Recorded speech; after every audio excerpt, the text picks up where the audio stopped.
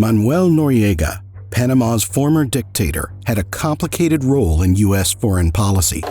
His story involves changing alliances, seizing power, and drug trafficking. In this intriguing look, we dive into his life, his ascent to power, and the circumstances that led to his downfall. Manuel Noriega's remarkable journey began in the tough streets of San Felipe, Panama City on February 11, 1934. Life threw him many challenges right from the start, and his face bore the scars of his early struggles, leading to the lasting nickname Pineapple Face due to severe acne scars. But destiny had big plans for this resilient individual, and it all started when his half-brother helped him join the military. In the military, Noriega's exceptional talents alone, especially in psychological warfare operations, often called PSYOPs. He wasn't just a soldier, he was also a history enthusiast who admired Asian leaders like Mao Zedong, Ho Chi Minh, and the formidable Genghis Khan. Noriega's journey led him to work closely with Omar Torrijos, who took power in a bold coup in 1968. Torrijos saw potential in Noriega and put him in charge of military intelligence. In this role, Noriega controlled secretive finances and a ruthless secret police force, earning the nickname Mi Gangster from Torrijos. However, this period also marked a darker chapter as Noriega became involved in the troubling disappearance and torture of many political opponents. Noriega's connection with the CIA in the early 1970s is intriguing.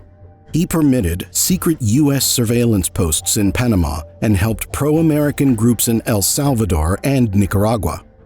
What's captivating is how he deftly played both Panamanian and American authorities, furthering his own agenda while managing a complex web of influence and authority.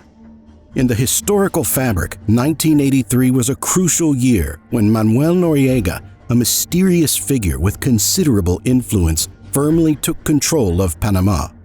He orchestrated support for Colombian drug lords, particularly the infamous Pablo Escobar, in their daring mission to smuggle cocaine into the United States. Noriega, a financial mastermind, clearly moved the drug profits through Panamanian banks, reaping immense wealth. American authorities had been quietly monitoring his illegal activities since 1978, accumulating a significant amount of incriminating evidence that would later be revealed in 1983.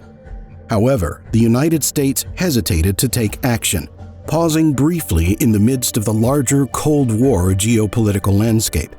Panama, positioned as a barrier against leftist uprisings in Central America, played a vital role in the region's stability.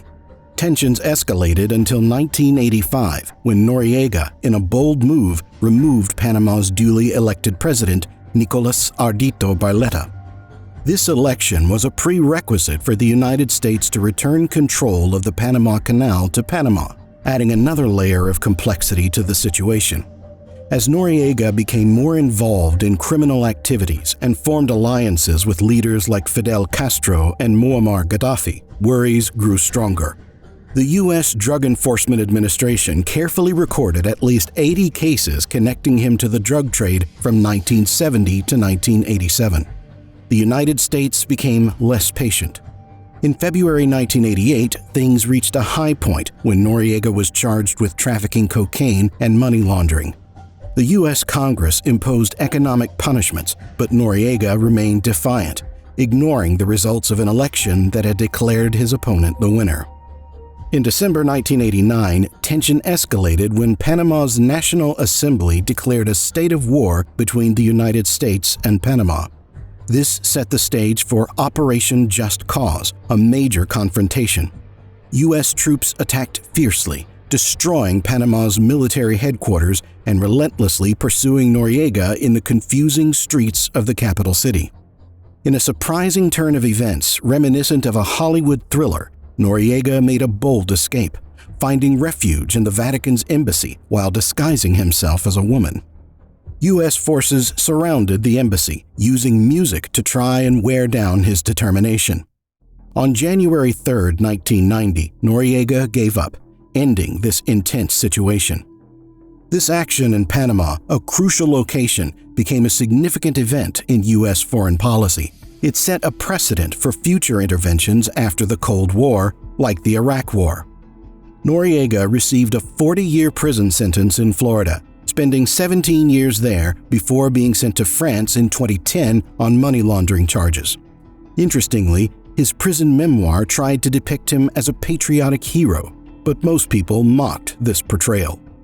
In the captivating year of 2011, a momentous event unfolded as Manuel Noriega found himself once again behind the formidable bars of a Panamanian prison.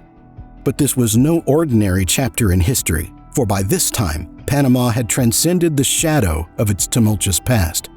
Fast forward to the dawn of 2014, and an extravagant spectacle took place. Noriega's opulent mansion, an emblem of a bygone era, met its spectacular demise, its echoes resonating through the collective memory of Panama. Noriega's dramatic capture in days of yore heralded the advent of a fresh epoch in Panamanian history, one infused with the intoxicating promise of democracy and sweeping change. This monumental monument was akin to the striking of a hopeful and harmonious chord that reverberated throughout the nation. Yet, it was more than just a localized event. Noriega's fall ignited fiery debates, sparking passionate discussions about the extent of U.S. influence and the cherished independence of nations. It was as if the world stood on the precipice of a grand discourse, torn between the lines of international intervention and sovereign determination. Nevertheless, amidst this fervent discourse, a remarkable consensus emerged. A vast majority concurred that Noriega's removal was a resounding stride towards a brighter and more promising future. People in Panama and around the world felt hopeful. They believed this moment was a big change for Panama. Noriega's story went beyond history. It became a clear example of how the United States acted in global events. It showed how far the United States was willing to go when it felt it needed to. Subscribe for more captivating historical narratives and stay tuned for our next adventure in the pages of history.